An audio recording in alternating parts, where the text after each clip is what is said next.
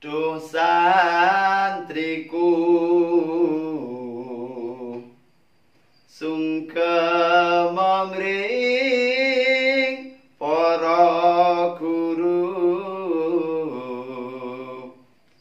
jaluk tambah ilmu ojo nakal tansah bekti sesuk gede dadi priyayi kang mulya. Bismillahirrahmanirrahim. Assalamualaikum warahmatullahi wabarakatuh. Hamdan wa syukran lillah, salatan wassalaman ala rasulillah la nabiyya ba'dah. Yang terhormat kepada Dewan Juri yang arif dan bijaksana, hadirin hadirat dalam di dalam Al-Quran surah Ali Imran ayat 142 Allah berfirman, A'udzu billahi minasyaitonir rajim. Am hasibtum an tadkhulul jannata walamma ya'lamillahu alladhina jahadu minkum wa ya'lamas sabirin.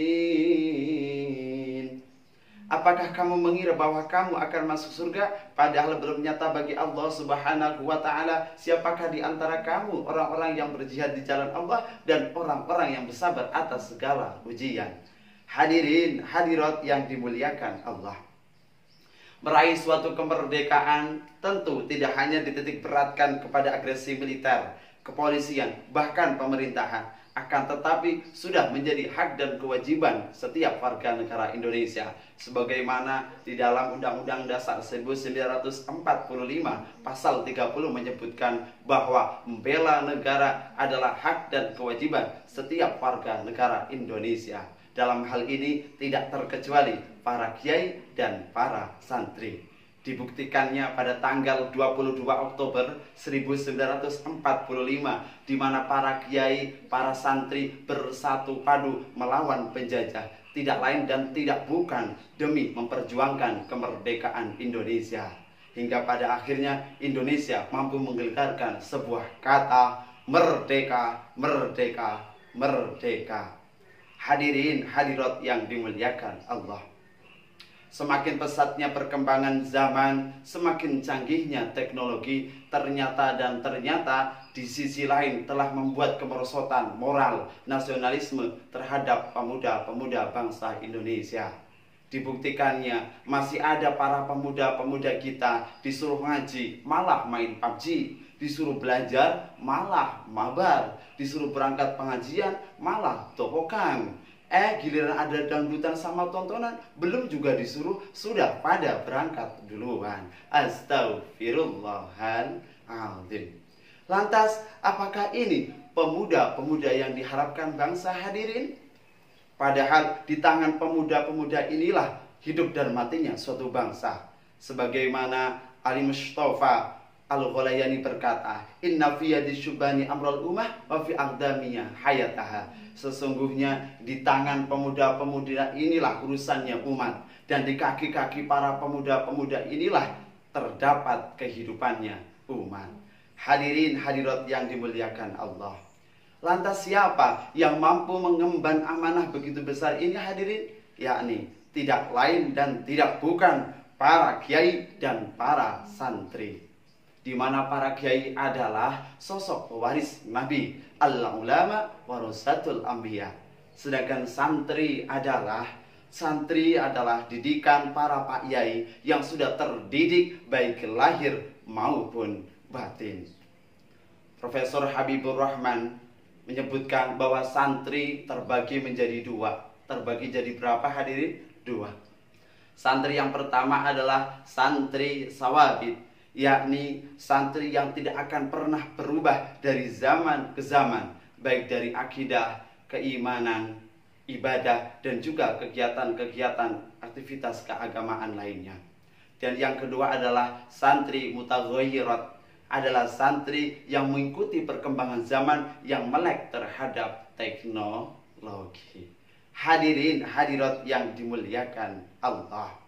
Ya, sekarang ini hadirin, santri-santri milenial harus dituntut tidak hanya bisa mengaji, tidak hanya bisa menghafal kitab ngimriti, ngiklali atau mengirobi, akan tetapi santri harus melek terhadap teknologi dengan berlandaskan sebuah konsep al-muhafadzatu ala qadimis sholih wal akhdhu bil jadidil aslah.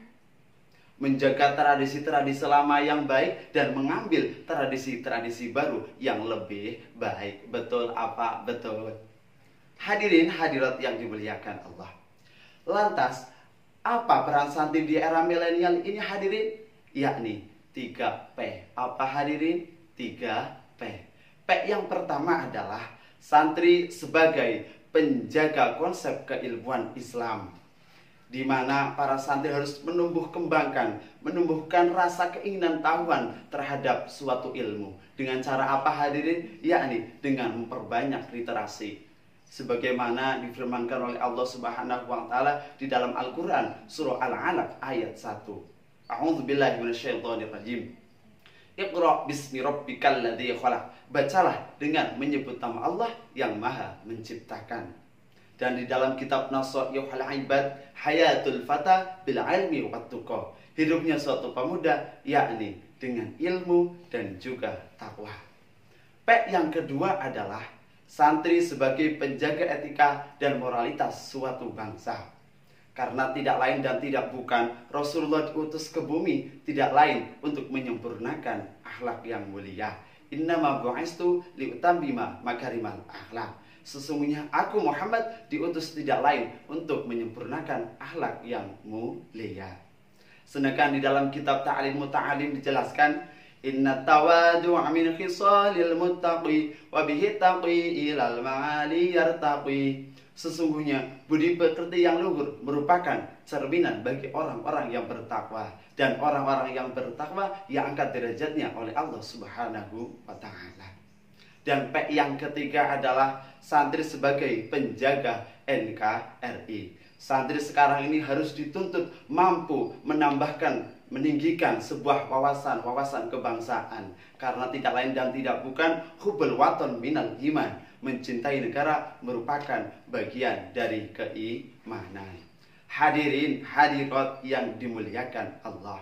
Oleh karena itu hadirin, sebagai santri milenial yang beriman, kita harus cinta ilmu, cinta para kiai, dan cinta NKRI dengan selalu membingkainya dengan budi pekerti yang tinggi.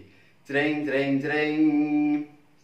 Ayo santri, yuk jaga NKRI dengan teknologi dan bimbingan Pak Yai. Jadi santri jiwa Qur'ani, jadi santri jiwa NKRI, jadi santri harus nere Pak Yai dan Ibu Nyai. Jreng jreng jreng. Sekian pidato dari saya. Terima kasih atas perhatian. Mohon maaf atas segala kesalahan. Wallahu a'lam wal 'afu minkum. Wassalamualaikum warahmatullahi wabarakatuh.